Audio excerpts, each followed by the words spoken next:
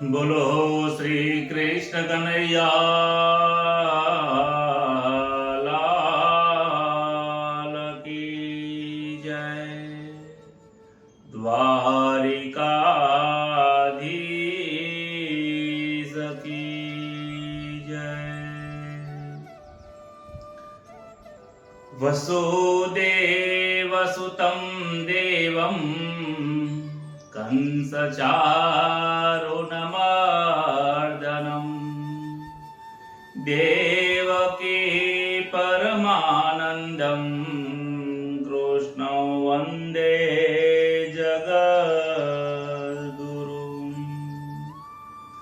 હેજી પ્રથમ નમો ગુરુદેવને, હેજી લરી લરી લાગો પાય. માત પિતાને વંદન કરું, રાખો શરણની માય. હેજી મંગલ દિવસ યાજનો, હેજી મંગલ સૌનો થાય. દાસ જયસના માનજો, વંદન લાખ કરોડ. દાસ જયસના માનજો, સૌ સંતોને રામ રામ. પરમ પવિત્ર શ્રીમદ ભગવદ ગીતા એ એવો જ્ઞાનનો દીપક છે કે જે આ જીવાત્માના હૃદયમાં રહેલો અંધારું, જે કોર અંધારું છે, એને પ્રજ્વલિત કરીને ઉજાસ આપે છે.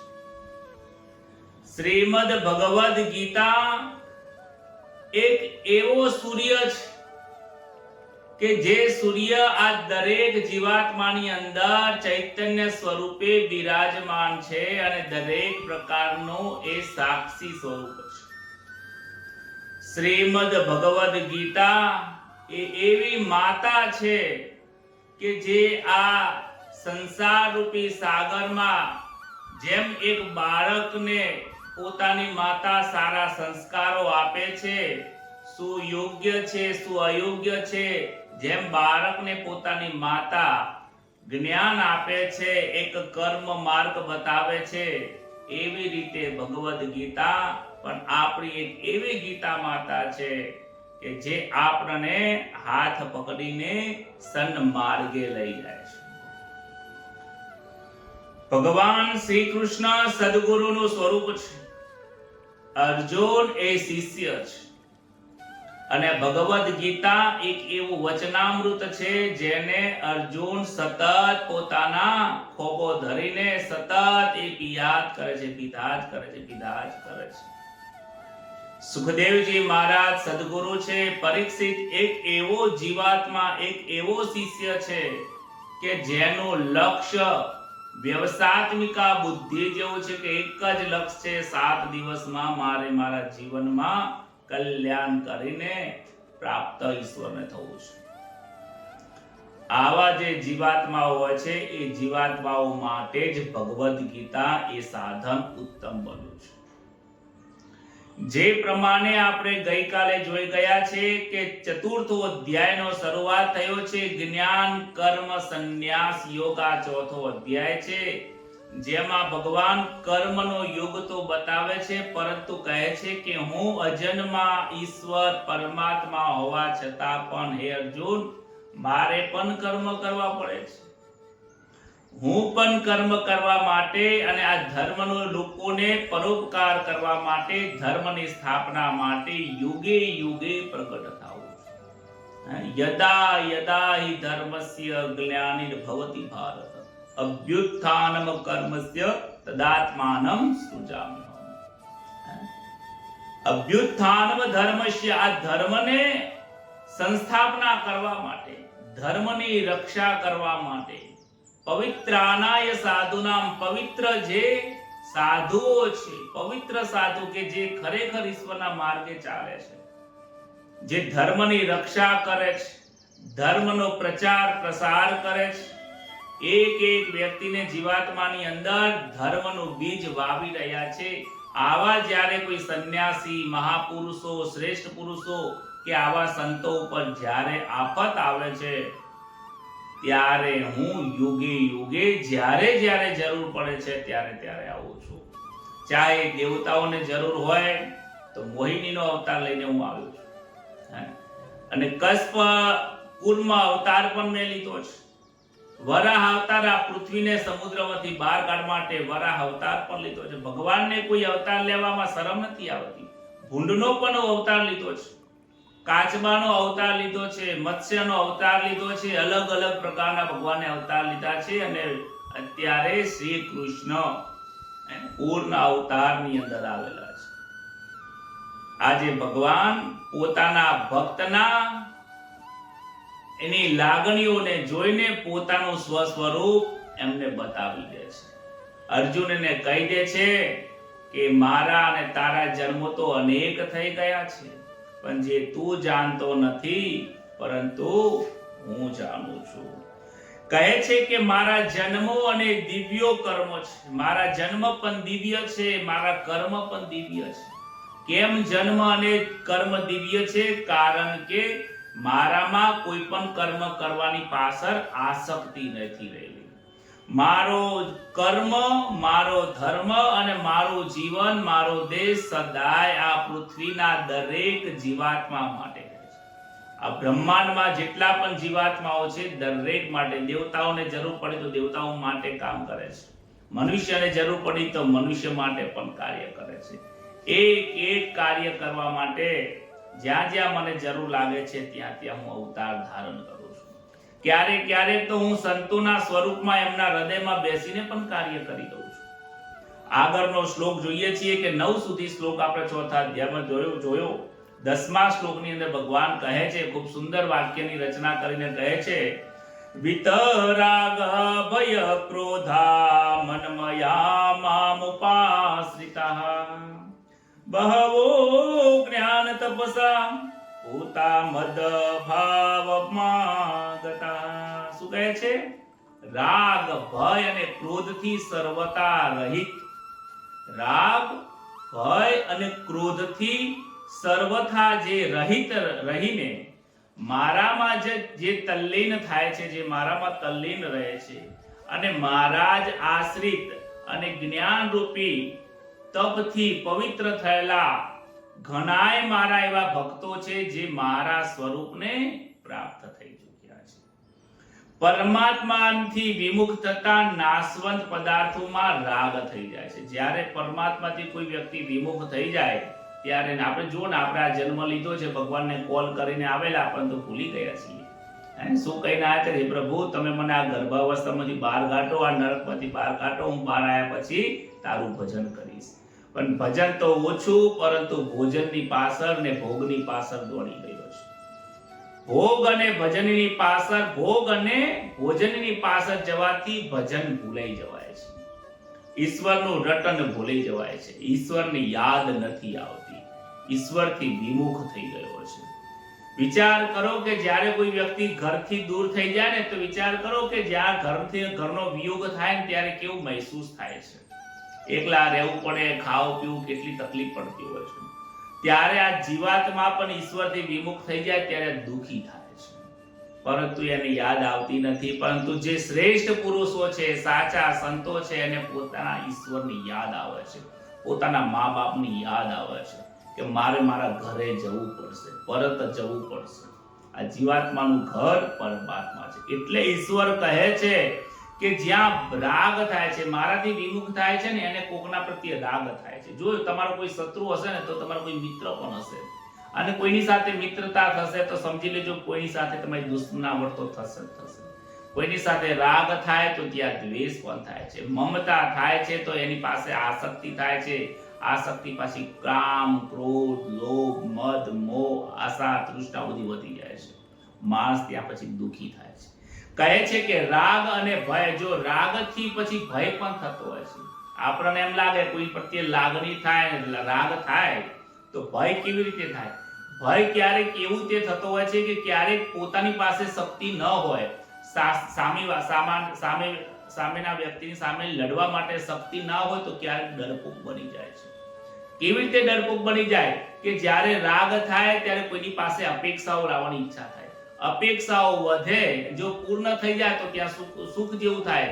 જો અપેક્ષા પૂર્ણ ન થાય તો એની ઉપર ક્રોધ આવે છે, ગુસ્સો આવે છે અને એની સામે ક્યારેક લડવાની ઈચ્છા થાય છે. અને જ્યારે એ ના લડી શકે તો પછી એને ભય થાય છે, દુઃખ થાય છે, દર્દ થાય છે કે મારી પાસે પણ જો આટલી સગવડ હોત તો હું એને પાડી દો. આવા એને દુઃખ થાય છે, ભયથી પીડાતો હોય છે. આ જગતની અંદર પણ ભય છે. ભય બિન પ્રીત નહીં. જ્યાં સુધી ભય નહીં લાગે ત્યાં સુધી ઈશ્વરને પ્રીત થશે નહીં. આ જગતને ભય છે પણ કોઈને ભય લાગતો નથી. જેસલ જાડેજાને પોતાના મૃત્યુનો ભય લાગ્યો એટલે ઈશ્વરથી પ્રીતિ થઈ ગઈ છે. વાલ્મીકજીને પોતાના મૃત્યુથી પોતાના કરેલા ખરાબ કર્મો મારે એકલાને ભોગવવા પડશે આવું અરર કરીને મનની અંદર ભય લાગ્યો છે. ખરાબ કર્મો કરું બધાને ભોગવવાના કે બધા ના પાડે છે મારે એકલાને જ ભોગવવાનું, બધું ખાય છે તો બધાય. આવું જ્યારે ભય લાગ્યો ત્યારે એમને પણ જીવન બદલાઈ ગયું. અને ત્રીજો ભય કોને લાગ્યો તો પરીક્ષિત રાજાને. જ્યારે બ્રાહ્મણે શ્રાપ આપ્યો 7 દિવસની અંદર તને તક્ષક નાગ આવીને કરી જશે, ત્યારે એમને દુઃખ નથી થયું, એમને એ થયું છે કે હવે મને ભય, મારું મૃત્યુ નિશ્ચિત છે. 7મા દિવસે મારું નિશ્ચિત છે એવું કયું કાર્ય કરું જેનાથી હું 7 દિવસની અંદર મોક્ષની પ્રાપ્તિ કરું. અને જે મૃત્યુનો ભય જેને નથી લાગતો એ ઈશ્વરની જોડે પહોંચી શકતો નથી. સંસારમાં પણ એવું છે. જ્યારે કોઈ વસ્તુનો તમને ભય લાગે, દુઃખ લાગે ને ત્યારે જ એની સાચી વસ્તુની ઓળખાણ થાય છે.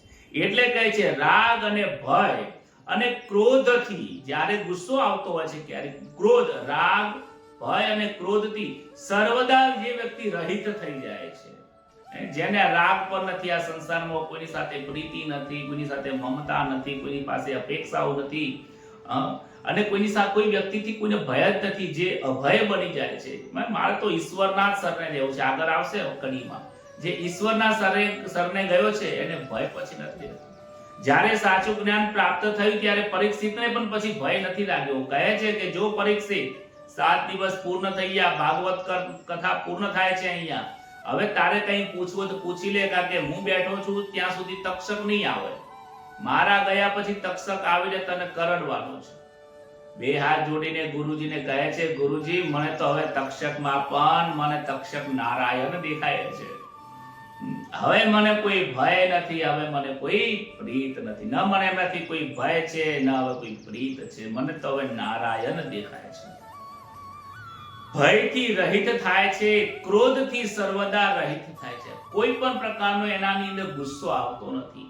ત્યારે આ બધા રહિત થઈ જે મારામાં તલ્લીન થઈ જાય છે. બસ રાગ હોય તો ઈશ્વર જોડે, પ્રેમ થાય તો ઈશ્વર જોડે, ભયની ડર લાગે તો હું તો શરણું, તો ઈશ્વરનું બધું છોડીને ઈશ્વરના શરણે જે રહીને રહે છે અને મારામાં તલ્લીન, એની એક વિચારો મારા સાથે સંકળાયેલા હોય અને મારા જ આશ્રિત થયેલા હોય છે. કેમ આવું કહે છે મારા આશ્રિત? આજને જગતના લોકો દુખી થયા પછી કોઈ મનુષ્યના શરણે જતા રહેતા હોય છે.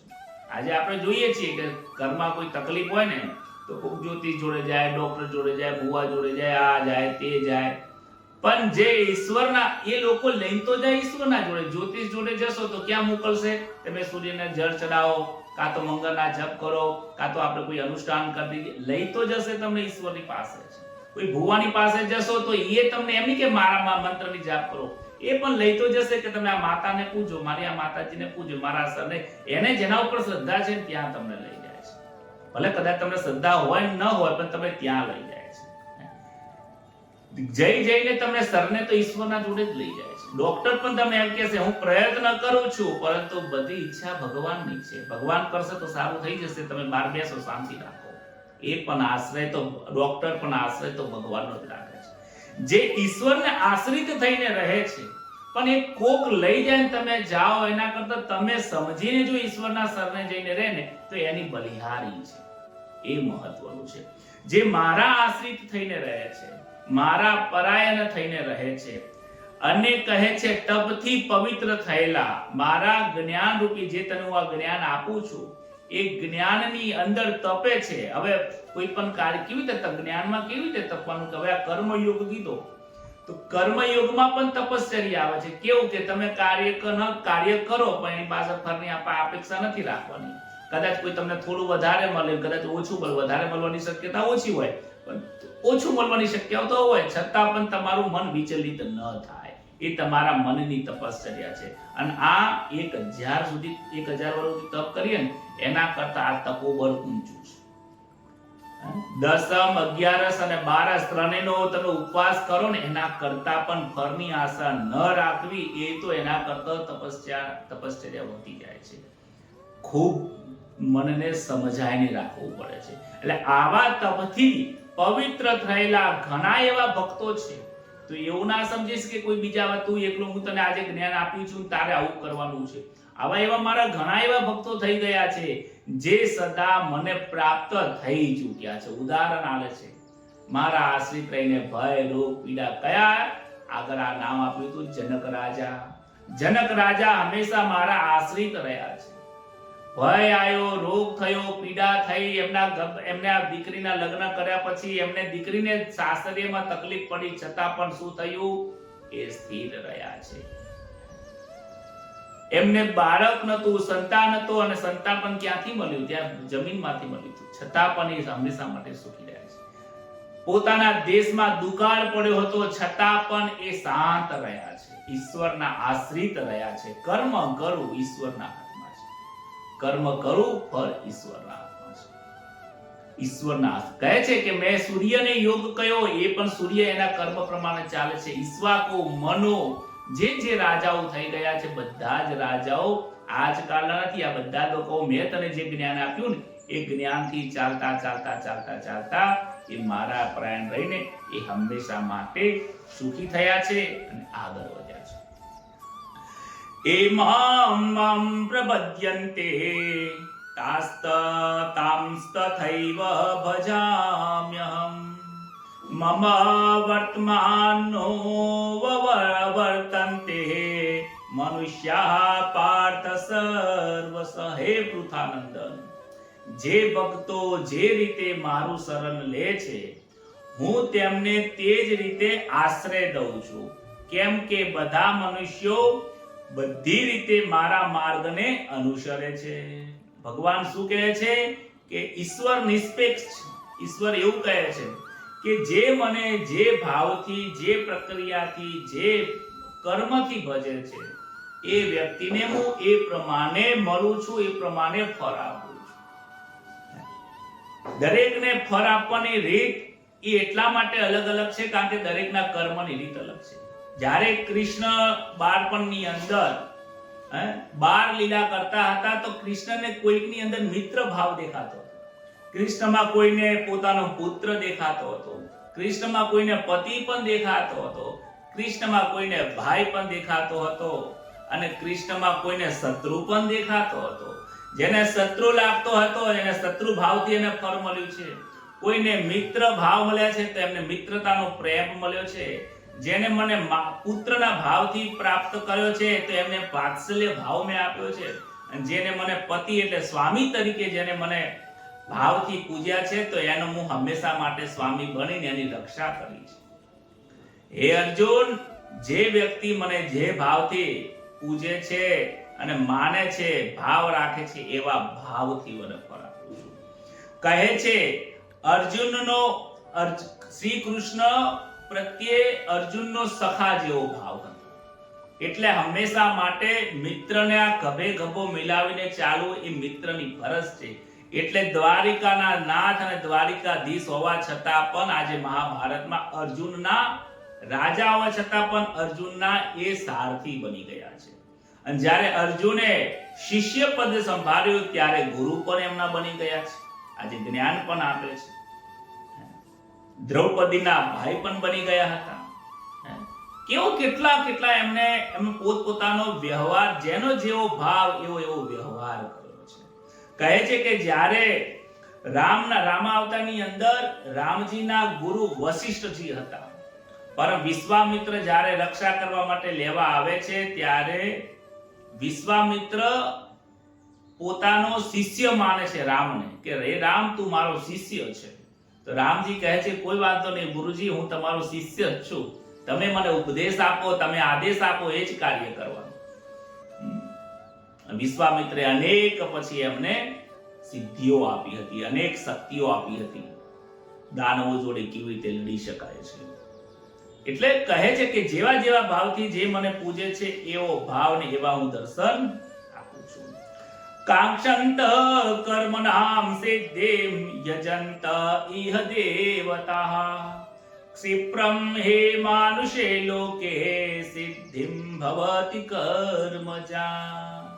કહે છે આ બહુ સુંદર શ્લોક છે. આ શ્લોક આપણા દરેક વ્યક્તિને ઘરે ઘરે સ્પર્શ કરતો હોય ને એવો આ શ્લોક છે. એનો અર્થ બહુ સુંદર છે. શું કહે છે? કર્મની સિદ્ધિની ફળની ઈચ્છા રાખવા વાળા મનુષ્યો, કર્મ કર્યા પછી ફળની આશા રાખવા વાળા મનુષ્યો દેવતાઓની ઉપાસના કરતા હોય છે. કોની કરે છે? મારી ઉપાસના નથી કરતા. કોની કરે? દેવતાઓની કરે છે. કેમ કે મનુષ્ય લોકમાં કર્મોથી ઉત્પન્ન થવા વાળી સિદ્ધિ જલ્દીથી મળી જાય છે. આજકાલ દરેક વ્યક્તિને શોર્ટકટ રસ્તો જોઈએ છે. ડોક્ટર જોડે જઈએ ને તો ડોક્ટરને એવી કે દાદા સાહેબ દવા એવી આપજો ને કે તાત્કાલિક શરદી ને ખાંસી મટી જાય. આયુર્વેદિક જોડે ભીડ નહીં હોય પણ એલોપેથિક જોડે ભીડ તમને જોરદાર જોવા મળશે. ભલે પૈસા વધારે થાય, એ દવાથી શરીર ખરાબ થાય જાણીએ છતાં ના, પણ અત્યારે આ રોગ તો મટી જ જવો જોઈએ, તાત્કાલિક મટી જવું જોઈએ. તાત્કાલિક લોકોને કરોડપતિ બની જવું છે. ઇમરજન્સીમાં બધાને સુખ લઈ લેવું છે. બધાને ઉતાવળ છે, જાણે કે ક્યાં નાસી જવું છે એ જ ખબર પડતી નથી. એટલે શું કહે છે કે જેને કર્મના ફળની આશા રાખે છે, કર્મ કરે છે એમાં સિદ્ધિ તરત જ મળી જાય. આજે ધંધો ચાલુ કરે 2-4 મહિનાની અંદર તો 2-4 દુકાનો, બીજી બ્રાન્ચો ખોલી દઈએ. આવી સિદ્ધિઓ પ્રાપ્ત કરવા વાળા કોને ભજે છે? એ મને નથી ભજતા. કેમ? કારણ કે એમને ત્વરિત ફળ જોવે છે. દેવતાઓ ત્વરિત ફળ આપી દે છે, જલ્દીથી ફળ આપી દે છે. એટલે તમે જો આજકાલ લોકો પરમાત્માની પૂજા નહીં કરે, પરંતુ તમે જો સૂર્યની પૂજા કરશે, પછી અલગ અલગ હતા તો ખેતરમાં બધા માતાજીઓ બેઠા છે, ફટાફટ એમની પૂજા કરશે. ન જાણે નવગ્રહોની પૂજા કરશે, શનિની પૂજા કરશે, હનુમાનજીના ભક્ત બનશે, દેવતાઓની પૂજા કરશે. ખોટું નથી, સારું છે, પરંતુ ફરક ક્યાં પડે છે કે એ પ્રાપ્ત કર્યા પછી પણ પ્રાપ્તિ તો ઈશ્વરની કરવાની જરૂર પડવાની જ છે. ઈશ્વરની પ્રાપ્તિ, પરમાત્માની પ્રાપ્તિ કર્યા વગર આ જીવાત્માને આજે ચાલવાનું નથી ને કાલે ચાલવાનું નથી. ભગવાન પિતા સમાન છે. ભગવાન પિતા સમાન છે. જેમ કોઈ બાળક હોય અને બાળક કોઈ દુકાનમાં વસ્તુ લેવા જાય તો એને પૈસા આપવા પડે છે, અને પછી એ વસ્તુ એ પૈસા આપે ને એની કિંમતમાં વસ્તુની પ્રાપ્ત થઈ જાય છે. પણ જ્યારે ઘરમાં બાળક પિતા જ્યારે ઘરમાં કોઈ વસ્તુ બાળકને આપે કે બાળક પોતાના પિતાને આપે છે તો પૈસા આપે, કોઈ પણ વસ્તુ આપે તો એની સામે કોઈ લેવડ દેવડ થતી નથી. ઇક્વલ એટલે સમાન જેવી લેવડ દેવડ નથી થતી, કારણ કે એમની સાથે અપેક્ષા નથી. પરંતુ દુકાનવાળા જોડે તમે કોઈ વસ્તુ લેવા જશો તો તમારે પૈસા આપવા પડશે, કાં તો પછી એના બદલામાં કંઈક વસ્તુ આપશો તો તમને કંઈક વસ્તુ પ્રાપ્ત થશે. એટલે ત્વરિત મળી જશે. અને જ્યારે પિતા જોડે કેવું છે કે ત્યાં આપવાની લેવડ દેવડનો ભાવ નથી. આપવાનો ભાવ છે, લેવાનો ભાવ નથી હોતો. ઈશ્વરે આપણને ઘણું બધું આપ્યું છે. ઈશ્વર આપણી પાસે કંઈ માંગતો નથી. હે જીવ, હે અર્જુન, મારે તારી પાસેથી કાંઈ જ નથી જોતું. બસ તું મારા પરાયણ થઈને રહે, મને ભજે અને તું મને પ્રાપ્ત થઈ જશે. મારા જે વચન છે એ વચનના માર્ગે માર્ગે ચાલીશ તો તું જીવનમાં સુખી થઈ જશે. મનુષ્ય ઝડપી ફાયદા મળે તેવો રસ્તો જલ્દીથી પ્રાપ્ત કરે છે, અને એવા જ રસ્તાની અંદર ક્યારેક ઝડપની મજા, મોતની સજા. આવું દરેક બસની પાછળ લખ્યું હોય છે. ગમે છે તો બહુ સારું, સ્લોગન ખૂબ સુંદર લખ્યું છે. ખરેખર 100% વાત સાચી. જેને ઝડપ જોવે છે ને ગાડી ચલાવવામાં, પૈસા કમાવામાં, નોકરી, ધંધો, પૈસો, કુટુંબ, પરિવારની જે બહુ ઝડપવા કામ કરે છે ને એમાં ક્યારે સારી વસ્તુ પ્રાપ્ત થતી નથી. એમાં દુઃખી થઈ જાય છે માણસ. એમાં માણસ તમે જોજો ન જાણે કેટલાય કર્મોની એના બંધનની અંદર બંધાઈ જાય છે. ભગવાન આગળ એક વસ્તુ ખૂબ સરસ મજાની કહે છે ચાતુર્વર્ણ્યમ મયા સૃષ્ટમ ગુણ કર્મ વિભાગસ તસ્ય કર્તારમપી મામ વિદ્ય કર્તારમવ્યયમ નમામ કર્માણિ વિલિમ્પન્તિ ન મે કર્મ ફલે સ્પૃહા ઇતે મામ યો વિજાનાતિ કર્મ ભિન્ન સબો બધ્યતે. ભગવદ ગીતાના 4થા અધ્યાયનો 13મો અને 14મા શ્લોકની અંદર ભગવાન શ્રી કૃષ્ણ પોતે ખુદ એવું જાતે જ કહે છે કે 4 વર્ણાશ્રમો મેં મારી રીતે બનાવ્યા છે. આજ આપણને એમ લાગે કે બ્રાહ્મણ કેમ બનાવ્યા છે, ક્ષત્રિય કેમ બનાવ્યા, વૈશ્ય, શૂદ્ર, આવી જાતિઓ ઈશ્વરે કેમ બનાવી છે? અરે આ જાતિ નથી, આ વર્ણ વ્યવસ્થા છે.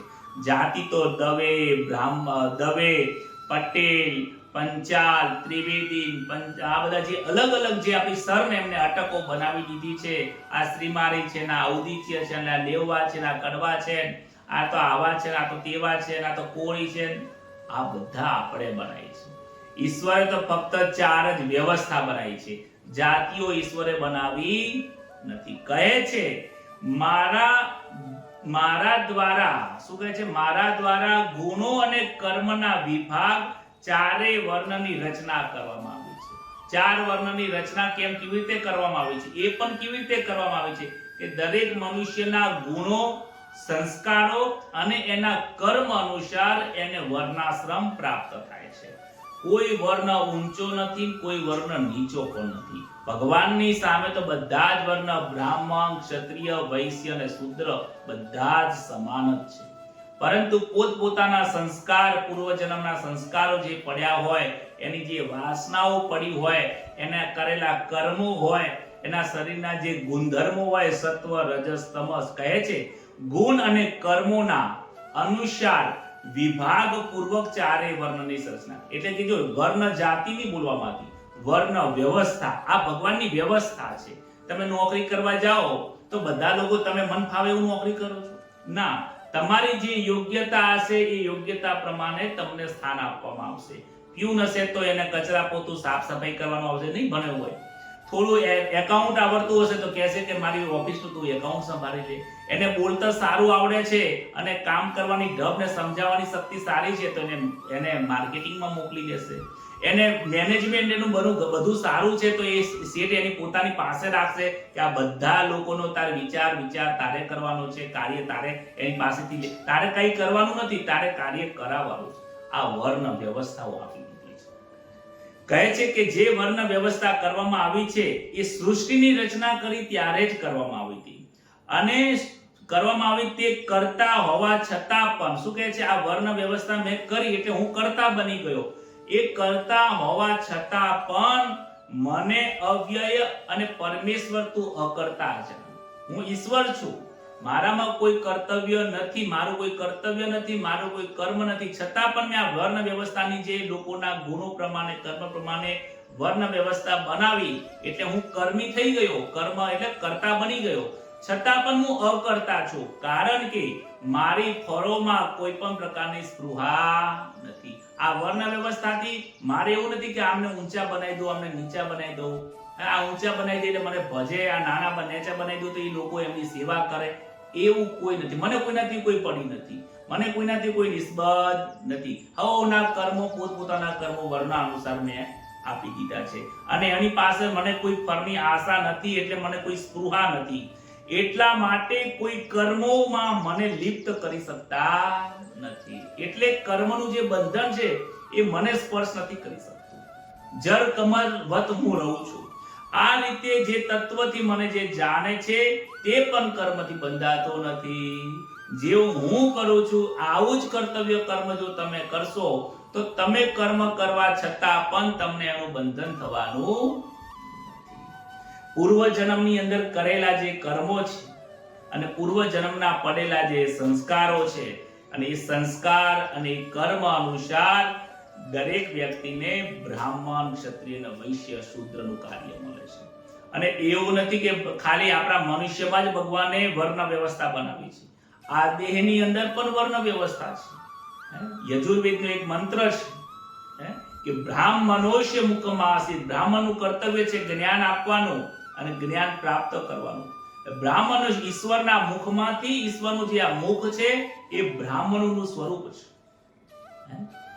તમે જુઓ, બ્રાહ્મણનું કર્તવ્ય છે જ્ઞાન આપવાનું, તો આંખ પણ તમને જ્ઞાન આપે છે, કાન જ્ઞાન આપે છે, મુખ પણ જ્ઞાન આપે છે, નાકથી જ્ઞાન થાય છે, ચામડીથી સ્પર્શ કરી જાય છે. આની અંદર બધા જ જ્ઞાનેન્દ્રિયો આવેલા છે. અને એ જ્ઞાન આપવાનું કાર્ય બ્રાહ્મણનું જ છે, એનો સ્વધર્મ છે. તો આ બ્રાહ્મણ છે, બ્રાહ્મણોશ્ય મુખમાસિત, આ મુખ છે બ્રાહ્મણ છે. આ દરેક વ્યક્તિના શરીરમાં છે બ્રાહ્મણ. બ્રાહ્મણોશ્ય મુખમાસિત બાહુ રાજન્ય, આ બાહુ છે એ રાજાઓ છે, રાજાઓનું કર્તવ્ય છે રક્ષા કરવાની. આખા શરીરની રક્ષા કોણ કરે છે? તો હાથ કરે છે. ગમે ત્યારે કોઈ મારવા આવે તો એનો હાથ પકડશે, હાથની રક્ષા કરશે. ઉરુ તદસ્ય જદવૈશ્ય, ઉરુ કહેતા આ પેટ એ વૈશ્ય છે. એ વૈશ્યનું કાર્ય છે ત્રણેય વર્ણોનું ભરણ પોષણ કરવું, ધંધો કરવો, બિઝનેસ કરવો અને દરેક વર્ણને ભોજન ની વ્યવસ્થા કરવી. તો તમે જુઓ, મુખથી જે જાય છે એ બધું જ ક્યાં જાય છે? પેટની અંદર પાચન ક્રિયાઓ થાય છે. અને એ જ પાચન ક્રિયા થયા પછી આખા શરીરને લોહી પહોંચાડે, રજ, વીર્ય, શક્તિ, તાકાત બધું શું પહોંચાડે છે? આ પેટમાંથી પાચન ક્રિયા થઈને જાય છે, હુષ્ટ બનાવે છે. હાથને ઘીમાં રાખો તો ઘી ગમે તેટલો હાથમાં ઘીની અંદર હાથ રાખો તો પુષ્ટ થાય? ના થાય. તો ઘીને શરીરમાં જાય ને તો પુષ્ટ. એટલે આ પેટ છે. પદભ્યામ કુસૂત્રો જાય, ભગવાનના જે ચરણ છે એ જ આ ચરણ શું છે? પદભ્યામ કુસૂત્રો જાય. એ સૂત્ર છે. એ આ 70 કિલો વજન કે 80 કિલો વજન જે છે એને એક જગ્યાએથી બીજી જગ્યાએ લઈ જવાનું કાર્ય કોણ કરે છે? તો આ ચરણ કરે છે. ભગવાનના ચરણ એ શૂદ્ર છે, ભગવાનનું પેટ એ વૈશ્ય છે, હાથ જે છે એ ક્ષત્રિય છે અને જે મુખારવિંદ છે એ બ્રાહ્મણ છે. હવે આમાંથી કઈ ઊંચ છે કઈ નીચ છે એવું કેવી રીતે સાબિત થઈ શકે? કારણ કે બધા જ ભગવાનના શરીરમાંથી જ પ્રગટ થયેલા છે. એટલે ન કોઈ ઊંચ છે ન કોઈ નીચ છે.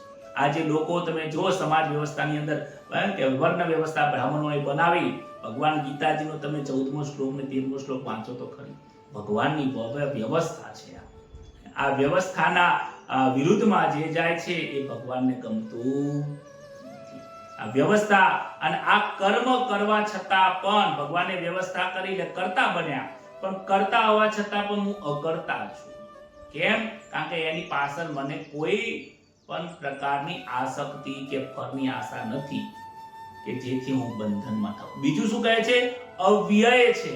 જ્યારે આ સૃષ્ટિની રચના કરી, માન લો કે તમે કોઈ માટી હોય અને કુંભાર માટીના વાસણ બનાવે, તો માટીના વાસણ બનાવતી વખતે એને માટી ભેગી કરવી પડે છે, ગોળ કરવી બનાવવી પડે છે, પછી આખો ગોળ લાડવા જેવો માટી બનાવી ચાકડા ઉપર મૂકીને ગોળ ગોળ ગોળ જે આકાર આપવાનો હોય એ આકારનું એ સાધન બનાવી દે.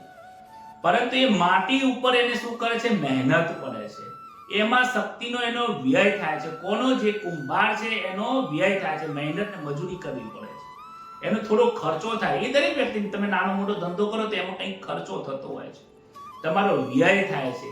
ભગવાન અવ્યય છે. કેમ? આવરી મોટી સંસારનો રચના કરી, બ્રહ્માંડોની રચના કરી, છતાં પણ ભગવાનને કોઈ વ્યય થતો નથી. ભગવાન કહે છે હું અવ્યય છું, એટલે મારામાં કોઈ વ્યય થતો નથી. મને કોઈ પણ પ્રકારના મારામાં કોઈ પણ પ્રકારનો એમાં થાકાન કહો કે કોઈ મારો કોઈ ખર્ચો થતો હોય, કોઈ વ્યય થતો નથી.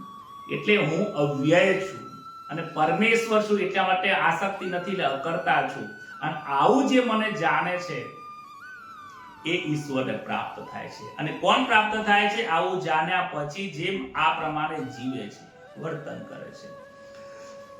આગળના શ્લોકની અંદર ભગવાન કહે છે એવં જ્ઞાત્વા કૃતમ કર્મ પૂર્વૈરપી મુમુક્ષુભિ કુરુર કર્મૈવ તસ્માત્ ત્વં પૂર્વઃ પૂર્વતરમ કૃતમ. શું કહે છે? પૂર્વકાળમાં મુમુક્ષુએ પણ આ રીતે જાણીને કર્મો કર્યા છે. પહેલા પણ એવું નથી કે આજે જે થયું છે, હવે પહેલા પણ મુમુક્ષુ એવા થઈ ગયા છે કેવા મુમુક્ષુઓ એ આગળ કહીશું આપણે. એટલા માટે તું પણ તારા પૂર્વજોની રીતે જ સદાથી કરતા આવ્યા જે કર્મો છે એ કર્મને જ તું કર અને યુદ્ધ કર. તારા પૂર્વજો પણ આવા કર્મો કરતા આવ્યા છે. ભીષ્મ પિતામહ શું કરી રહ્યા છે? એમનું સ્વધર્મનું પાલન કરે છે, એમને વચન આપ્યા છે. એટલે એ જોતા નથી કે હું ક્યાં ઊભો છું, પણ એમની ભાવના તો ધર્મ નો જય થાય એવી જ ભાવના છે. ભલે અધર્મમાં ઊભા હોય, એ કર્મ અધર્મની સાથે રહીને કરે છે, પણ મનમાં એ ભાવના નથી, એટલે એ અકર્તા બની જાય છે. જ્યારે તારો ક્ષત્રિયનો ધર્મ છે ને તું પાછો જાય છે, તારા વડવાઓ તો જો, તારા પૂર્વજો તું જો, એ પણ આ પ્રમાણે ચાલતા આવ્યા છે. પૂર્વકાળ મુમુક્ષુઓ. મુમુક્ષુ કોને કહેવાય? કે જેને મુક્તિ અને મોક્ષનો માર્ગ જ શ્રેષ્ઠ માન્યો છે. જેને મુક્તિ અને મોક્ષના માર્ગે જે પ્રાપ્તિ કરવા માટે જે ચાલવા માટે નીકળી પડ્યો છે, મુક્તિ અને મોક્ષની પ્રાપ્તિ કરવા માટે જેના મનની અંદર અનેક પ્રકારના પ્રશ્નો ઉદ્ભવ થાય છે, એનું નામ મુમુક્ષુ છે. જિજ્ઞાસુ એટલે જાણવાની જિજ્ઞાસા. જિજ્ઞાસાની અંદર તો પછી સંસારની પણ જિજ્ઞાસાઓ આવી જતી હોય છે, અને કુટુંબની આવી જાય, પરિવારની, એમાં ઘણી બધી જિજ્ઞાસા હોય. નાનું બાળક બહુ જિજ્ઞાસુ હોય, કેટલું બધું જિજ્ઞાસુ છે, વારંવાર એના દાદાને પ્રશ્નો પૂછ કરતો હોય. એ જિજ્ઞાસુ છે. પણ આજે તમે જે ભગવત કથા સાંભળવા બેઠા છો, મારે ભગવદ ગીતાને સમજવું છે, મારે મુક્તિના માર્ગને સમજવું છે, મારે ઈશ્વરની પ્રાપ્તિ કરવાનો સાચો માર્ગ શોધવો છે. એવું કયું કર્મ કરવું? ભગવાને એવો કયો કર્મનો માર્ગ બતાવ્યો છે, કયો સહેલો ઉપાય બતાવ્યો છે કે હું આ જન્મમાં જ મારા યમરાજા આવે ને એની પહેલા તો મને વૈકુંઠમાં ઉપાડવા વાળા દેવતાઓ આવી જાય. દેવતાઓ મને લેવા આવી જાય, મારા માટે વિમાન આવી જાય, મારી મોક્ષની પ્રાપ્તિ થાય, ભગવાનના મને દર્શન થઈ જાય, અંત વેરા આવે એની પહેલા જ મારો મોક્ષ થઈ જાય. આવી જે કામના, આવી જે ઈચ્છાથી જે રસ્તો શોધવા માટે નીકળી ગયા છે, પાછા એ સદગુરુની પાસે જાય કે ભગવદ કથાની અંદર આવે કે કોઈ સાચા સંતોની પાસે જાય કે એની પાછળ વિચાર વિમર્શ કરે, આવા લોકોને મુમુક્ષુ કહે છે. જિજ્ઞાસુથી એક સ્ટેપ ઊંચું હોય છે. આવા મુમુક્ષુઓ અનેક થઈ ગયા છે. જનક રાજા છે, સુખદેવજી છે, અને ઈક્ષ્વાકુ રાજા પણ જે થઈ ગયા છે, રામચંદ્ર ભગવાન હતા. આ બધા લોકો તું જોતો ખરી, આ બધા જ જે થઈ ગયા રાજા બધા મને પ્રાપ્ત થયા છે. અને શું કહે છે કે કર્મો કરતા રહીને યોગમાં સ્થિર રહેવું એ જ યોગ છે. કર્મ કર, કર્મની સાથે શું કરવાનું? તારે સ્થિર રહેવાનું છે. પ્રવૃત્તિ અને નિવૃત્તિ બંને કર્મને તારે સાચી રીતે સમજવાનું છે. એ હવે આગળના શ્લોકની અંદર સમજાવે છે. હવે જે શ્લોક આવે છે ને એને બહુ સારી રીતે સમજજો, કારણ કે એ કર્મની ખૂબ ગહનતાને સમજાવે છે. કિમ કર્મ કિમ કર્મેતિ કવયોત્ર મોહિતઃ તત્તે કર્મ પ્રવક્ષ્યામિ યજ્ઞાત્વા મોક્ષ્યસે સુભદ. ખૂબ સુંદર શ્લોક છે અને ખૂબ ગહન શ્લોક છે. કહે છે કે કર્મ શું છે અને અકર્મ શું છે. આ રીતે વિષયોમાં વિદ્વાન પણ મોહિત બની જાય છે. જે વિદ્વાન લોકો છે, જે શાસ્ત્રોને જાણવા વાળા છે, એ લોકો પણ ખબર નથી હોતી કે કર્મ શું છે અને અકર્મ શું છે. આથી તે કર્મ તત્વ હું તને સારી રીતે કહીશ. હવે હું તને જે કર્મનું તત્વ કહેવાનો છે બહુ સારી રીતે કહીશ અને સહેલાઈથી તું એને સમજી શકીશ. જેને જાણીને તું અશુભ મોક્ષસે શુભાત, મતલબ શું કહે છે? આ અશુભ માંથી તું શુભ થઈ જઈશ, મુક્ત થઈ જઈશ. શું અશુભ થઈ રહ્યું છે? યુદ્ધ ના, આ જન્મ રૂપી સંસાર જે છે, આ જે સંસાર દેખાય છે એ અશુભ કયો છે. કેમ અશુભ કયો છે? એ માયામાં અને નરકમાં લઈ જવા વાળા કર્મોની અંદર પ્રેરિત કરી રહ્યો છે. તમે જ્યાં જ્યાં જુઓ ને તમને માયા જ દેખાશે. જ્યાં જ્યાં જુઓ તમને આયેલો બધું અશુભ કહ્યું છે ભગવાને. અને શું કહ્યું છે? આ અશુભ માંથી તું મોક્ષને પ્રાપ્તિ થઈશ. કહે છે કે સાધારણ મનુષ્યો, હવે કર્મ અને અકર્મની વાત આવે છે, કે સાધારણ મનુષ્યો આ શરીર અને ઇન્દ્રિયથી થતા જે વસ્તુઓ ને એને કર્મ કહે છે. પહેલા કર્મ કોને કહેવાય એને આપણે સમજીએ. દરેક સામાન્ય મનુષ્ય કોને કે હાથથી જે કાર્ય કરે, આમથી કરે, કાનથી કરે, આમ બોલીને કરે, એ બધા કર્મો કહેવાય. આ કર્મ ચોક્કસ છે, પરંતુ આના સિવાય બીજા પણ કર્મો છે. શું છે? શરીરથી, મનથી અને વાણીથી જે થતા હોય બધા જ કર્મો કહેવાય છે. કાયિક, વાચિક, માનસિક. શરીર, મન અને વાણી ક્યારેક ક્યારેક જે બહારથી તમે કહો છો એ શરીરથી કર્મ થાય છે. હાથથી થઈ જાય, કાનથી થાય, નાકથી થઈ જાય, પગથી કોઈ જગ્યા પર ખોટી જગ્યા પર બેસવાનું કર્મ થઈ જાય છે. અને બીજું એક કર્મ છે વાણીથી. વાણી એટલે બોલવાથી થઈ જાય. ખોટું બોલીએ, અશુભ બોલીએ, આ મુખની અંદર ના નાખવાની વસ્તુ નાખી દઈએ, કોકને દુઃખ લાગે એવું બોલી દઈએ, બ્રાહ્મણની નિંદા કરીએ, માતા પિતાની નિંદા કરીએ કે સાંભળીએ, મોટા લોકો હોય વડીલોનું અપમાન કરીએ, આ બધો જ મુખથી થવાવાળા, જીભથી થવાવાળા, વાણીથી થવાવાળા દોષ છે ને, એ પણ કર્મ જ છે. અને પછી આવે છે બીજું એક કર્મ જેને કોઈ જોઈ નથી શકતું, એ છે માનસિક, એટલે મનથી કર્મ થાય છે. બેઠા હોય ભગવત કથા સાંભળવા માટે, પણ મન પહોંચી ગયું હોય બીજે કોઈ જગ્યા ઉપર. બેઠા અહીંયા, શરીર અહીંયા બેઠું છે, મન બીજી જગ્યા ઉપર વિચલિત થઈ ગયું છે. મનથી ખરાબ વિચારવું, કોઈના વિશે વિચારવું, વગર કામનું વિચારવું, કોઈ વ્યક્તિ વિશે આ સારો છે અને ખોટો છે એવો પરિહાસ તૈયાર કરી દેવો, એવું મનની અંદર વાતાવરણ ઊભું કરવું, એવો પડછાયો મનની અંદર ઊભો કરી દો. કોકે તમને ના પાડી, જો એ ખરા ટાઈમે મને ના પાડી દીધી, પણ કેમ ના પાડી છે એનો આપણે વિચાર કરતા, ભલે ઠીક છે ના પાડી તો ના પાડી, એને સ્વાભાવિક રીતે માનીને છોડી દો. જેમ તમે કોઈ આપણે રસ્તામાં જતા હોય થૂક આવે ને થૂકી દઈએ, એ થૂક તમારું છે, પરંતુ એના પ્રત્યે તમને મોહ નથી થતો. જેમ એ વિષ્ટાને તમે છોડી દો છો, જેમ કોઈ વિષ્ટા કર્યા પછી છોડી તમે નીકળી જાઓ છો, એની પ્રત્યે તમને કોઈ મમતા નથી, છે તમારું જ, પણ તમને મમતા નથી રહેતી. એવી રીતે સંસારના દરેક કાર્યને તમે આ રીતે સ્વાભાવિક રીતે છોડી દો, સરળતાથી છોડી દો. એટલે આ શરીરથી, મનથી, વાણીથી જેટલા પણ થાય છે બધા જ કર્મો કયા છે. અને કર્મ કર્યા વગર આ સંસારમાં કોઈ વ્યક્તિ રહી શકતો નથી. હવે એને સમજીએ કેવું છે. કર્મ છે અને બીજું છે અકર્મ. બરાબર? જે કર્મ છે, કર્મની પાછળ શું રહેલું છે? આશાઓ રહેલી છે, તૃષ્ણાઓ રહી છે. જે કર્મ કરો એ કર્મની પાછળ તમને લેવાની ઈચ્છા હોય, ચાહે મનથી કરો, વાણીથી કરો કે શરીરથી કરો, પાછળ કોઈ આસક્તિ રહેલી છે તો એ કર્મ બની જાય છે, અને એ કર્મ બંધન યુક્ત બની જાય છે. એ બધી જ ક્રિયાઓ છે કર્મ છે. તો અકર્મ કોને કીધું છે? તો કહે છે કે શરીર અને ઇન્દ્રિયોથી બંધ થવાથી અકર્મ, જે શરીરથી થતું હોય, મનથી થતું હોય, વાણીથી થતું હોય, પરંતુ એની પાછળ તમને કોઈ એવી ભાવનાઓ ના હોય, એવી ભાવના હોય કે હું આ કર્મ કરતો જ નથી, આવી ભાવના હોય, આ કર્મની પાછળ માને કઈ વસ્તુ લેવું જ નથી, એવી જો ભાવના હોય, આ જે હું ક્રિયા કરું છું ક્રિયા પાછળ બીજાનું હિત રહેલું છે, આવી ભાવના હોય તો એ અકર્મ બની જાય છે. અને અકર્મનું ફળ કેવું છે? બંધન મુક્ત છે. સમજાય છે? ક્રિયા કરો, ક્રિયાની પાછળ આસક્તિ હોય તો એ કર્મ બની જાય છે. શરીર, વાણી, બુદ્ધિ ગમે તે રીતે કર્યું, કર્મ છે, બંધનમાં લઈ જાય છે.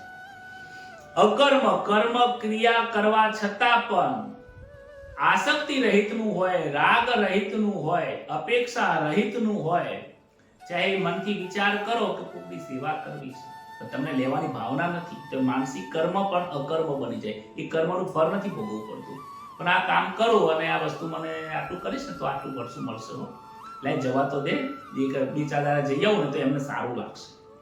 સારું લાગશે એ ભાવના છે તો એ કર્મ બને છે. કર્મનું બંધન ભોગવવું પડશે, ભલે તમે નથી કર્યું, માનસિક કર્મ ભોગવવું પડે છે. જે કર્મની પાછળ આસક્તિ છે એ કર્મ, જે કર્મની પાછળ આસક્તિ નથી એ અકર્મ બની જાય છે. કર્મના આ બે વિભાગ છે, કર્મ અને અકર્મ. આમ તો ત્રીજો વિભાગ છે એ વિકર્મ છે, એ આગળના શ્લોકની અંદર આવશે. અને આવું ઘણા મોટા મોટા પંડિતો છે, ઘણા શાસ્ત્રીઓ છે, ઘણા વિદ્વાનો છે કે આની અંદર મોહિત થઈ જાય છે, આ વસ્તુને સમજી શકતા નથી. જે ક્રિયાને તેઓ કર્મ માને છે તે કર્મ હોઈ પણ શકે અને અકર્મ હોઈ શકે. ક્યારેક તમે કર્મ કરતા હોય તો એ કર્મ આપણને એમ લાગે કે આ કર્મ થઈ રહ્યું છે, કદાચ એ કર્મ અકર્મ પણ બની જાય. કેમ અકર્મ બની જાય? કારણ કે તમને એની પાછળ કોઈ આસક્તિ નથી, એટલે એ આસક્તિ નથી એટલે અકર્મ બની ગયું. ભલે તમે પાણી પીધું, નોકરી કર્યો, ધંધો કર્યો, પૈસા કર્યો, કોઈ સેવા કરી, બધું કર્મ કર્યું, પણ એની પાછળ આશા નથી એટલે અકર્મ બની જાય છે. એટલે એ કર્મ કોઈ પણ પ્રકારની અંદર કોઈ પણ નાની મોટી હિંસા રહેલી હોય કે કોઈ દોષ રહેલા હોય, સૂક્ષ્મ દોષો હોય જ, કર્મની પાછળ દોષ છે જ, તો એ દોષોનું ફળ તમને ભોગવવું પડતું નથી. કર્મથી મુક્ત થઈ જાઓ છો. અને ક્યારેક વિકર્મ થતા, ક્યારેક અકર્મ થતું હોય, ક્યારેક તમે કોઈ ક્રિયા કરતા જ, આપણે તો નવરા બેઠા છીએ, આપણે કોઈ કામ નથી કરતા, છતાં પણ એ નવરા બેસવાની અંદર પણ ક્યારેક કર્મનું બંધન થતું હોય છે. હા, તમને એમ લાગે આપણે કોઈ કર્મ કરતા જ નથી, બેઠા છીએ, પણ તમે કેમ બેઠા છો? બીમારી છે એટલે કોઈ કર્મ નથી કરતા એટલે બેઠા છો. તમને આળસ આવે છે એટલા માટે બેઠા. જો કોઈ કર્મની પાછળ કોઈ હેતુ રહેલો, તમે એકલા નવરા બેઠા છો, એની પાછળ કોઈ કર્મ હશે, કાં તો માનસિક કર્મ રહેલું હશે, કાં તો વાણીનું કર્મ રહેલું હશે, અને એની પાછળનો જે ભાવ છે એ ફળ ઉત્પન્ન કરે છે. જે એક વસ્તુ લખેલી છે, તમે કયો વિચારો કે દરેક કર્મનું ફળ કેવું પડે છે, તો એક જ લાઈનમાં ભગવાન કહે છે કે જે કર્મ થાય એ કર્મની પાછળ રહેલો એ કર્મનો ભાવ એ એનો ફળ નિશ્ચિત કરે છે. તમને આ કર્મનું સારું ફળ મળશે કે ખરાબ ફળ મળશે, એ તમારા ભાવમાં, તમારા અંતઃકરણમાં રહેલો ભાવ એ બીજ નક્કી કરશે. ચાહે તમે કોઈને વૃદ્ધાશ્રમમાં જઈને ભોજન કરાવી દીધું, કે ગરીબોને જઈને કપડા આપી દીધા, કે મંદિરમાં જઈને 1 કરોડ રૂપિયાનું દાન લખાઈ દીધું, હવે આટલું કરાય પણ એની પાછળની ઈચ્છા શું છે કે પુણ્યની પ્રાપ્તિ થાય, તો પતી ગયું. જો પુણ્યની આશા રાખી તમે, તો સમજી લો એક કર્મની અંદર બંધન થઈ ગયું. તમે એ પુણ્ય ખરું, પુણ્યની પ્રાપ્તિ થશે, પરંતુ બંધનયુક્ત પ્રાપ્તિ થશે. એ પુણ્ય ભોગવવા માટે પાછું મનુષ્યનું માવનું આવવું પડશે. 1 કરોડનું દાન કર્યું, પરંતુ એની પાછળ ખબર પડે કે આખા લિસ્ટમાં પહેલું આપણું નામ હોય, આખી જે કંકોત્રી છપાય એમાં 1 કરોડના દાતા શ્રી ફલાણા ફલાણા. હવે આ જે લખેલું દરેક લોકો જાણે અને વાહ થાય, આ પ્રતિષ્ઠા આમ મનમાં હોય નહીં, પરંતુ સૂક્ષ્મ રહેલી જ હોય. અને જો સૂક્ષ્મમાં ના રહેલી હોય ને, તો 1 કરોડ રૂપિયા આપી દે ને એમ કહી દે કે ભાઈ ક્યાંય મારું નામ લખતા નહીં, અને મેં આ પૈસા આપ્યા છે તમને, એ તમે જાણો, હું જાણો, બીજા સંસ્થામાં તમારે કોઈને કહેવાનું નથી, એટલે આ વાત બીજે જાય નહીં. આવો ઉદ્દેશ્ય જો હોય તો વસ્તુ આખી અલગ છે. તો એ કર્મનું બંધન થતું નથી. એ કર્મ કરવા છતાં પણ અકર્મ બની જાય છે, એટલે બંધન નથી થતું. ફળ તો ઈશ્વર આપે જ છે. ફળ તો તમે વાયુ છે તો ઉગવાનું છે, કોટો વાવો કે આંબો વાવો, જે વાવો એ ઉગવાનું જ છે. પરંતુ આંબો વાવીને શું કામ કોટા ઉગાડવા જોઈએ? કોટા વાવે ને કોટા ઉગે બરાબર છે, આંબો વાવો છે, સારું પુણ્ય કર્મ કરો છો, તો પછી ત્યાંથી કેમ કાંટા પ્રાપ્ત કરો છો? ગુલાબ વાવો, ગુલાબ લેવો છો, તો એમાં કાંટા કેમ વાગે છે? આસક્તિયુક્ત પુણ્ય કર્મ ના કરો, ફળની આશા વાળું ના કરો. કહે છે આ રીતિને કોઈ જાણવા વાળા નથી. આગળ હું તને એવું પણ કર્મ કહું છું કે જો એવા કર્મો કરીશ તો તને આ કર્મ કરવા છતાં પણ તું આમાંથી મુક્ત થઈ જઈશ. આજે અર્જુનને શું લાગે છે? કર્મ કરું, યુદ્ધ કરું, એને એવું લાગે છે કે આમાંથી મને પાપ થશે, આ બધા લોકો મરી જશે, અને એ નથી મારવા. મારીશ તો પાપ થશે, નહીં મારું તો પુણ્ય થશે, મારા કારણે બધા લોકોનો જીવ બચી જશે. આ કર્મ ન કરવાની અંદર એનું કર્મ બની રહ્યું છે. કર્મ નથી કરવું એને, પણ ન કર્મ કરવામાં એને આ કર્મનું બંધન થઈ રહ્યું છે. એનો જે પુણ્યની પ્રાપ્તિ આ લોકોને નથી મારવા, આવી ઈચ્છા. કહે છે કર્મના 2 માર્ગ છે, એક પ્રવૃત્તિનો માર્ગ છે, એક નિવૃત્તિનો માર્ગ છે. અને પ્રવૃત્તિ અને નિવૃત્તિ બંનેમાં કર્મ કરવું એમ કહે છે. પર નિવૃત્તિ એમ કે છે કર્મ ન કરો, પ્રવૃત્તિ એમ કે છે કે કર્મ કરો. પ્રવૃત્તિમાં બંધન છે, નિવૃત્તિમાં બંધન નથી. પણ ક્યારેક ક્યારેક કૃષ્ણ અહીંયા આ શ્લોકમાં એવું કહે છે કે ક્યારેક એવું પણ હોય છે કે નિવૃત્તિની અંદર પણ બંધન રહેલું છે. નિવૃત્તિની અંદર પણ ક્યારેક બંધન થઈ જાય છે.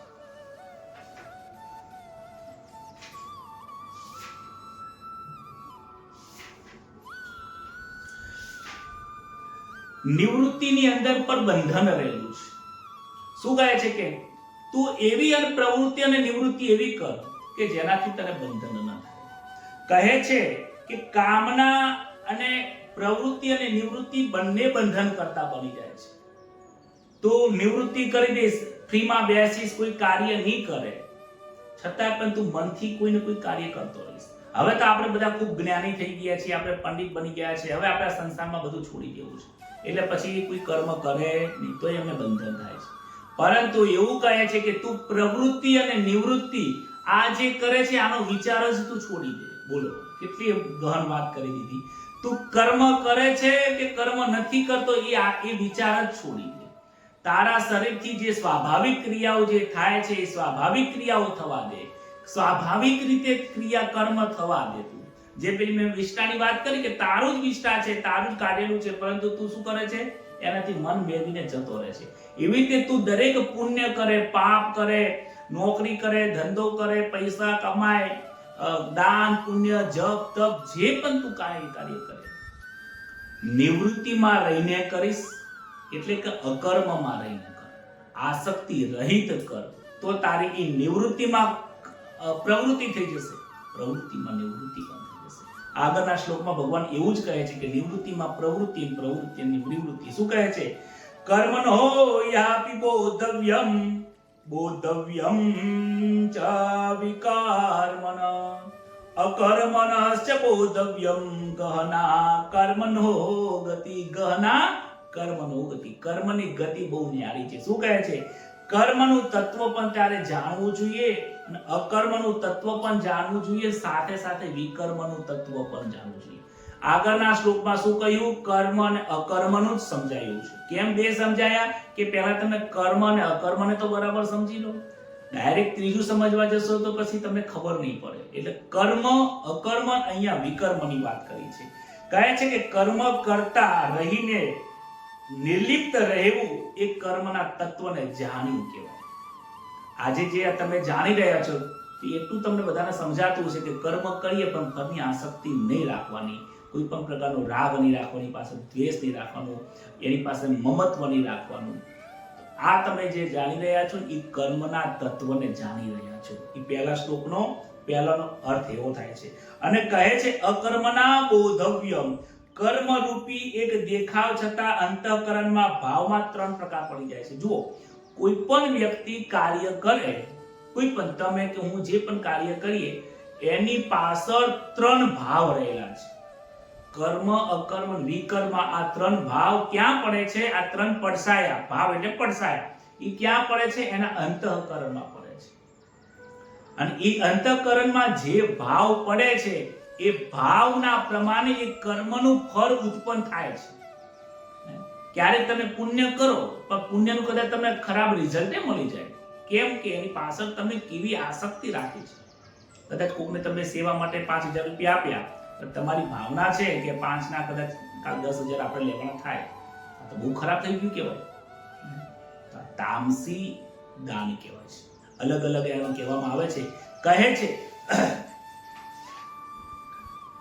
કે કોઈ પણ કર્મ તમને બંધનયુક્ત નથી થતું. આ કર્મ બંધનયુક્ત નથી, પરંતુ કર્મમાં રાખેલી આસક્તિ, કર્મમાં રહેલો અહંકાર અને કર્મમાં રહેલો મમત્વ, આ કર્મ હું કરું છું, આ કર્મ મારા દ્વારા થઈ રહ્યું છે, આ કર્મ કરવાથી મને આવું ફળ મળશે અને આ કર્મ કરવાથી તમને બીજું પણ તમે કર્મ કરશો, આવી મમતાઓ તમને થાય, એનાથી તમને લાગણી થાય, તો માની લો કે એ કર્મ બંધનયુક્ત છે. ચાહે કોઈ દાન હોય, પુણ્ય હોય, જપ હોય, તપ હોય, નોકરી ધંધો, કોઈ પણ કાર્ય કેમ ના હોય.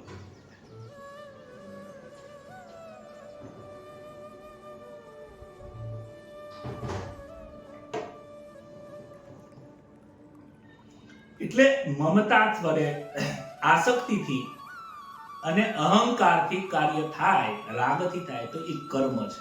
ચાહે કોઈ પણ સારું ખોટું કોઈ પણ કર્મ. આસક્તિ રહિત અને બીજા માટે કર્મ થાય તો એ અકર્મ બની જાય છે, જેનું બંધન થતું નથી. અને ત્રીજો જે કર્મ છે કે જે કર્મ કરવાની પાછળ બીજાનું અહિત રહેલું હોય, બીજાનું અહિત કરવાની ઈચ્છા હોય અને કોકને દુઃખ પહોંચતું હોય એવું કર્મ થાય તો એને વિકર્મ કહેવાય છે. અને વિકર્મ તો શાસ્ત્રમાં નિષેધ કરેલો છે. કહે છે કે શાસ્ત્રમાં આને કોઈ સ્થાન નથી. વિકર્મ કર્મ તો ક્યારેય ન કરવું જોઈએ. કર્મ અકર્મ તો થાય પરંતુ વિકર્મ તો ક્યારેય ના. તમારા કર્મથી કોઈને દુઃખ લાગે કે તમારા કર્મથી કોઈને હિંસા થઈ જતી હોય, આવું કર્મ તમે કરશો નહીં. સકામ કર્મ છે એનું નામ કર્મ છે, એ બંધનયુક્ત છે. નિષ્કામ કર્મ છે એ અકર્મ છે, જે બંધનથી મુક્ત કરવા વાળું છે. અને દુઃખદાયક જે કર્મ છે એ વિકર્મ છે, જે નરકમાં પ્રાપ્ત કરાવવા વાળું છે. ટૂંકમાં આટલું જ સમજવાની જરૂર છે. અને આ જે સમજી જાય છે એ વ્યક્તિ ખરેખર કર્મના તત્વને સમજવા વાળો છે. કર્મણ્ય કર્મય પશ્યેત કર્મણિ ચ કર્મય સબુદ્ધિમાન્ય મનુષ્યેષુ સયુક્ત કૃત્સ્ન કર્મ કૃત. શું કહે છે? એ જે મનુષ્ય કર્મમાં અકર્મને જુએ છે, જો જોવાની વાત આવી ને, કર્મ કરે એમાં અકર્મ જુએ અને અકર્મની અંદર કર્મને જુએ, એ મનુષ્ય જ બુદ્ધિમાન છે, એ સર્વશ્રેષ્ઠ છે. અને આવા એ યોગી છે. અને આવા યોગી સઘળા કર્મોને કરવા વાળો છે. આવો યોગી દરેક કર્મ કરવા વાળો છે, જેને મુક્તિ મળી જાય છે, જેને કોઈ કર્મનું ફળ ભોગવવું નથી પડતું. કેવું કર્મની વાત કરી છે? કે જે કર્મમાં અકર્મ જુએ છે. તો શું છે? કર્મમાં અકર્મ જોવાનું તાત્પર્ય એવું છે કે કર્મ કરતા હોવા છતાં પણ એમાં નિર્લેપ લેવું, લિપ્ત ન થઈ જવું, એમાં સાથે સંકળાઈ ન જવું, એમાં રસ ન દાખવવો, એની અંદર ફળની આસક્તિ ન રાખવી. તો ભલે આસક્તિ વગરનું જો તમે કર્મ કરશો તો સમજી લો કે લેશ માત્ર પણ ના હોવું જોઈએ, તો એ કર્મ નથી, એ કર્મ અકર્મ બની જાય છે. ત્યારે આવા મનુષ્યો કેવા હોય છે? એ કર્મમાં અકર્મ જોવા વાળા હોય છે. અને સંતો અને સજ્જન પુરુષોનું જીવન આવું હોય છે. કર્મ કરે, આપણે લાગે કે એ નોકરી કરે, સાધુ સંતો તે નોકરી ધંધો કરે છે, એની પાછળ પરમાર્થ રહેલો હોય છે. આપણને લાગે કે આ સંતો થઈને આટલો મોટો ધંધો કરવા બેસી ગયા છે, પણ એની પાછળ તમામ વસ્તુ બીજાના માટે ઉપયોગમાં આવે એવો એનો આશય રહેતો હોય છે. આપણે એમ લાગે કે આ પૈસા કમાવા માટે કરતા હશે, પણ હવે એમની ભાવના આપણે કેવી રીતે બાંધી શકીએ? પણ આપણા મનની અંદર આવા વિચારો લઈને આપણે કર્મનું બંધન કરીએ છીએ. કોણ કેવું કર્મ કરે છે ધેટ ઇઝ નોટ ઇમ્પોર્ટન્ટ, એ ઇમ્પોર્ટન્ટ નથી. આપણે ઇમ્પોર્ટન્ટ રાખવાની કે મારા વિચારો ક્યાં જઈ રહ્યા છે, હું બીજાનું કર્મ કેમ જોઉં છું, બીજાનું કર્મ જોઈને વગર કામનું કોકના કર્મ જોઈ અને આપણે કર્મનું બંધન કરીએ છીએ. એટલે તો કીધી ગહના કર્મોનો ગતિ, કર્મની ગતિ ક્યારે કેવું ફળ આપશે ને એ આ મનુષ્યને કોઈને ખબર પડતી નથી. હે અર્જુન, એટલે હું તને આ જ્ઞાન વિસ્તારથી સમજાવું છું કે જે તું કર્મ કરે એની પાછળ તું જીતની, રાજ્યની, મોહની આ બધી આસક્તિ છોડીને કર્મ કર. ભલે અહીંયા હજારો લોકો મરી જતા, પણ આ હિંસાની અંદર અહિંસા થઈ જશે, આ કર્મની અંદર અકર્મ થઈ જશે. આવું આ કર્મની ગતિ છે. એટલે કહે છે કે તું કર્મમાં અકર્મ જોઈને કાર્ય કર, અકર્મને જો. અને અકર્મને અંદર જ્યારે કોઈ સંન્યાસી હોય, જ્યારે કોઈને મનમાંથી ખરેખર સંસાર છૂટી ગયો, આવા જ્ઞાની પુરુષો પણ હોય છે. અને જે આ સંસારમાં ઘણા લોકો જપ ના કરે, તપ નથી કરતા, તીરથ નથી કરતા, મન ઉઠી ગયું હોય છે અને સંસારના દરેક કાર્યમાંથી બીજા અધ્યાયમાં આવ્યું હતું આ બાબતમાં કે ઘણા એવા લોકો છે જ્ઞાની પુરુષો કે જે કર્મ નથી કરતા છતાં પણ એ કર્મી બની જતા. એટલે એ વસ્તુ અહીંયા આવે છે. શું કહે છે કે અકર્મમાં કર્મ જોઈએ. જ્યારે જ્યારે એમને જરૂર પડે છે, પરોપકાર માટે જરૂર પડે છે, ત્યારે લોકો કર્મ કરતા થઈ જાય છે. પણ એ કર્મ કરતા કરતા પણ એમાં લિપ્ત થતા નથી. માટે એ કર્મ એમના માટે અકર્મ બની ગયું છે અને અકર્મ એમના માટે કર્મ બની જાય છે. લોકોની સેવા કરવા જાય ક્યારે કે આપણે તો લોકોની સેવા કરી છે, પણ ક્યાંક સૂક્ષ્મ અહંકાર જો રહી ગયો તો તમને લાગે છે કે હું અકર્મ કરું છું, તો એમાં કર્મનું બંધન પણ થઈ જતું હોય છે. માટે હે અર્જુન, તું એવું કાર્ય કર કે જેનાથી તું દરેકમાંથી મુક્ત બની જાય. પ્રવૃત્તિ અને નિવૃત્તિ આ બંનેથી તું મુક્ત થઈ જાય એવું કાર્ય કર. મારામાં પ્રવૃત્તિ છે, હું કોઈ પ્રવૃત્તિ કરતો જ નથી, અને પ્રવૃત્તિ ન કરવા છતાંય હું મારવા પ્રવૃત્તિ નથી કરતો તો નિવૃત્તિ છું. તો નિવૃત્તિ હોવા છતાંય હું પ્રવૃત્તિ કરું છું. શું? સંસાર ચલાવી રહ્યો છું. સંસાર ચલાવી રહ્યો છું એમાંય મારી પાસે નિવૃત્તિ છે. શું? કે સંસારમાં હું લિપ્ત થતો નથી, માટે એમાંય પાછી નિવૃત્તિ. એ પ્રવૃત્તિ પણ છે, નિવૃત્તિ પણ છે. નિવૃત્તિ પણ નથી, પ્રવૃત્તિ પણ નથી. આવું જે કર્મ કરે છે, એટલે એવું છે કે તું જે કાર્ય કરે છે સરળતાથી કરી દે, આશા વગરનું કર, કર્મ બંધન ન થાય એવું કાર્ય કર. યસ્ય સર્વે સમારંભા કામ સંકલ્પ વર્જિતા જ્ઞાનાગ્ને દગ્ધ કર્મના તમાહુ પંડિતમ બુધા. જેને સઘળા કર્મનો આરંભ સંકલ્પ અને કામનાથી રહિત છે, તેના સઘળા કર્મ જ્ઞાન રૂપી અગ્નિમાં બળી ગયા છે, એ જ્ઞાની જન પણ પંડિત બુદ્ધિમાન છે. જે કર્મ અને અકર્મને જાણે છે એ લોકોને આ કર્મનું જ્ઞાન પ્રાપ્ત થાય છે. તો હવે આ જે કર્મનું જ્ઞાન પ્રાપ્ત થાય છે, જ્ઞાન એક એવો અગ્નિ છે, જ્ઞાન સમજજો, એક એવો અગ્નિ છે જેમાં તમારા કરેલા જે કર્મો છે બળીને ભસ્મ થઈ જાય છે, એટલે તમે ઇક્વલ થઈ જાઓ છો.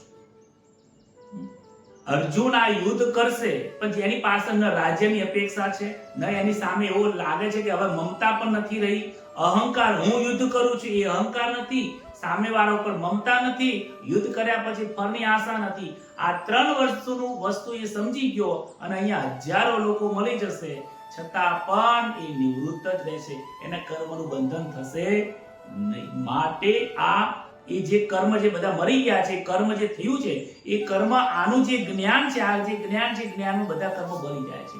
એ બળી જાય છે એટલે ભોગવવા નથી પડતું. એટલે જ્ઞાનીની અંદર જો અહંકાર ન આવે ને, તો જ્ઞાની પણ જલ્દીથી ઈશ્વરની પ્રાપ્ત કરી. રામકૃષ્ણ પરમહંસ એટલા બધા જ્ઞાની હતા કે એમના સત્વગુણ નતો, રજોગુણ નતો, તમોગુણ પણ નતો, પણ શરીરને ટકાવવા માટે એક રજોગુણ રાખતા હતા. માતાને જેને કે માં મને થોડો ગોળ આપો ને, બીજા દિવસે 12 વાગે લે કે માં મને થોડો ગોળ આપો ને.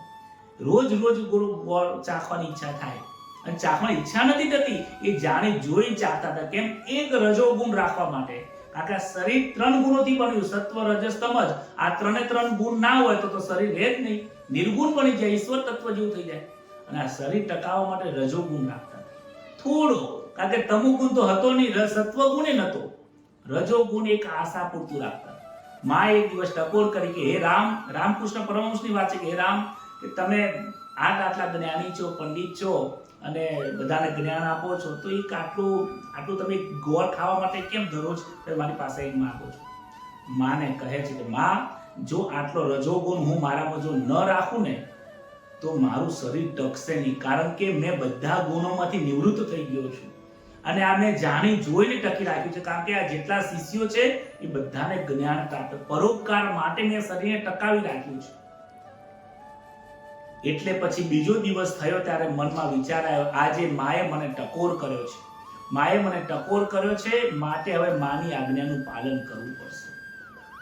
એટલે માની આજ્ઞાનું પાલન કરવા માટે એ જ્યારે સમાધિમાં બેસે છે અને જાતે પોતાના મનથી જે ગોળ ખાવાની જે ભાવ રાખ્યો હતી, એ ભાવને જેવો છોડી દીધો, એ તરત જ રામકૃષ્ણ પરમહંસનું શરીર ત્યાં નિર્ગુણમાં મળી જાય છે, શરીર છૂટી જાય છે, શરીર તરત નીચે પડી જાય છે. માતાને દિવસે દુઃખ થાય છે કે માને મેં બાળકને ટકોર કરી એટલે આ શરીર છૂટી ગયું. વિચાર કરો રામકૃષ્ણ પરમહંસની કેટલી શક્તિ હશે કે પોતાના સત્વગુણને નીકાળી દીધો અને તમોગુણને નીકાળી દીધો. એટલે અહીંયા કહે છે કે જ્યારે પણ કોઈ કર્મ થાય ને, તો કર્મની શરૂઆત પહેલા શું થાય છે? સંકલ્પ થાય છે. તારા મનની અંદર સંકલ્પ વિકલ્પો થાય છે. આ સંકલ્પ વિકલ્પો વિના તું બની જા. મારે કોઈ પણ તમે કાર્ય કરશો, ક્યાંક જવું હોય, લગ્નમાં જવું તો તમે વિચાર કરશો, આવો વિચાર કરશો. કોઈને દાન કરવું હોય તો વિચાર કરશો, આવું કરું. ઉત્તરાયણની રાહ જોઉં, આમ કરું, બ્રાહ્મણને આલું, ગરીબને આલું, આને આલું, આવા વિચાર કરશો. ના તો પૈસે ટકે સુખી બ્રાહ્મણ છે, ગરીબોને આલો, રસ્તામાં બેઠા ગરીબોને, એમાં એ પાસે ઊંચાને ભેદભાવ જોવે. તો તમારો જે આ ભેદભાવ છે, જે આવો ભાવ છે, એ નક્કી કરે છે કર્મનું ફળ ત્યાં. એટલે કહે છે કે અર્જુન, તું સંકલ્પ અને વિકલ્પ રહિત બની જા, અને જે આ તું બની જઈશ તો તારા દરેક કર્મો જ્ઞાન અગ્નિની અંદર બળીને ભસ્મ થઈ જશે, માટે તારા કર્મ ભોગવવું પડશે નહીં. આગળનું એક કહે છે, ત્યક્ત્વા કર્મ ફલા સંગમ નિત્ય તૃપ્તો નિરાશ્રય કર્મણ્ય વિપ્રવૃત્તોપી નૈવ કિંચિત કરોતિ શાંતિ કહે છે જે કર્મ અને ફળની આસક્તિનો ત્યાગ કરીને આશ્રયથી રહિત સદા તૃપ્ત છે, તે કર્મોમાં સારી રીતે લાગેલો હોય ને તે વાસ્તવમાં કાંઈ પણ નથી કરતો. જો એ જ વાત આવી મેં તમને કહી કે જે વ્યક્તિ દરેક કર્મ કરે, પ્રવૃત્તિ કરે કે નિવૃત્તિ કરે, પ્રવૃત્તિ ના કરે કે નિવૃત્તિ ના કરે, કાંઈ પણ ના કરે, એમાં આસક્તિનો જે ત્યાગ કરે છે, આસક્તિનો જે વ્યક્તિ ત્યાગ કરે તો કર્મ કરવા છતાં અકર્મ બની જાય છે. અને પરોપકાર માટે કાર્ય કરવામાં આવે તો કાર્ય ન કરવા છતાં પણ એ કાર્ય કરે છે એટલે એ નિવૃત્તિ બની જાય છે. અને એ દરેક વસ્તુનો આશ્રય છોડી દે, કામનાઓનો આશ્રય છોડી દે, કર્મ કરવું છે એનો આશ્રય છોડી દે, પુણ્ય કરવું છે એનો આશ્રય છોડી દે. આ બધી આસક્તિઓનો ત્યાગ કરીને જે વ્યક્તિ ખરેખર પોતાના મનની અંદર, અંતરની અંદર સદા તૃપ્ત છે, જ્યારે કર્મ આવ્યું કર્મ કર્યું, જે ફળ મળ્યું એ મળે, ના મળ્યું તો કાંઈ નહીં. કદાચ કોઈ વ્યક્તિને પરોપકાર કરવાનો સમય મળ્યો, મોકો મળ્યો, પરોપકાર કરી દીધો, ફળની આશા રાખી નથી, પાછા પોતાની અંદર તૃપ્ત બની જાય, સંતુષ્ટ. આવી રીતે કર્મ કરે તો એ સંતુષ્ટ, કર્મ ન કરે તો એ સંતુષ્ટ, કર્મ કરવાની અંદર, પરોપકાર રાખવાની અંદર પણ સંતુષ્ટ, જાણે કે હું કર્મ કરતો જ નથી, કર્મ થઈ જ નથી રહી. આવો જે ભાવ રાખીને જે કરે છે તે જે સદા તૃપ્ત રહે છે, તે જે ખરેખર આમ કર્મ ન કરવા છતાં પણ એ ઘણું બધું સારું કર્મ કરી રહ્યો છે, અને ઘણું બધું કર્મ કરવા છતાં પણ એ કર્મ નથી કરી રહ્યો, એવું થાય છે. માટે હે અર્જુન, તને જે આ યુદ્ધરૂપી કર્તવ્ય કર્મ મળ્યું છે એમાં તું કોઈ પણ પ્રકારનો રાગ દ્વેષ રાખીશ નહીં. તારું કર્તવ્ય કર્મ કર. તું ભૂલી જા કે સામે અસંખ્ય લોકો મરી જશે. તું સામે મમતા રાખીને ના કરીશ, હું અર્જુન તરીકે યુદ્ધ કરું છું એવું ના વિચારીશ, અને આ કર્મ પછી મને આ રાજ્યની પ્રાપ્તિ થાય, લોકોને હું સુખી કરું, ધર્મની સ્થાપના કરું, આવો પણ તું મનમાં ભાવના રાખીશ. દરેક મોર તું ન્યુટ્રલ બની જા તો તને કોઈ કર્મનું ફળ પ્રાપ્ત થશે નહીં, અને તું નિર્મોહી બની જઈશ, અને અકર્મી બની જઈશ, અને અસંગી બની જઈશ, અને જે મારું સ્વરૂપ છે એવો તું બની જઈશ, અને આ વસ્તુથી તું મને પ્રાપ્ત થઈ જઈશ. આ જ જ્ઞાન સાથે, આવા ઉત્તમ કર્મ અકર્મ વિકર્મના મહાન જ્ઞાન સાથે આજે ભગવદ ગીતાનું આપણને જ્ઞાન પ્રાપ્ત થયું. આ જ્ઞાનને આપણે આપણા હૃદયમાં ઉતારીને જીવનમાં ઉતારીએ, એ વાત સાથે સૌને આજે મારી વાણીને વિરામ આપું છું. બોલો શ્રી કૃષ્ણ કનૈયા લાલ કી. આવો આજે ચોથા અધ્યાયની અંદર કર્મ અકર્મ વિકર્મની જે વાત થઈ એની સાથે ભગવાનને હાથ પકડીને, ભગવાનનો હાથ પકડીને જાણે કે રાસલીલા રમતા હોય એવી રીતે કીર્તન કરીએ અને ભગવાનનું નામ લઈએ.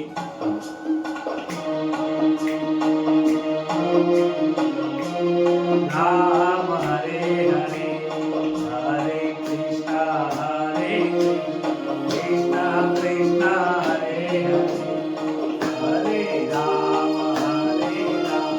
રામ રામ હરે હરે, હરે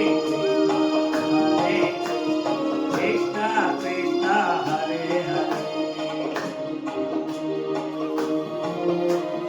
રામ રામ હરે હરે, હરે કૃષ્ણ કૃષ્ણ હરે હરે.